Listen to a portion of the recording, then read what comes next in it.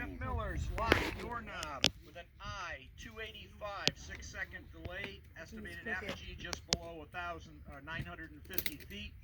Shoot release at 500. This is a first flight heads up. Everybody pay attention. It's an 11-pound rocket. Oh boy. We have continuity. Range and sky are clear. We're going to go in 5, 4, 3, 2, 1.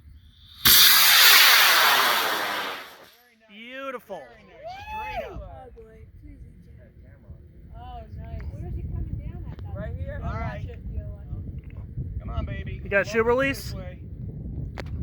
It shoots at 5. Oh shit. Get out of there. It's going to be right on the edge if it gets there. It's going to be big enough. Oh yeah. Shoot release. And up away. Very nice. Very nice. Great.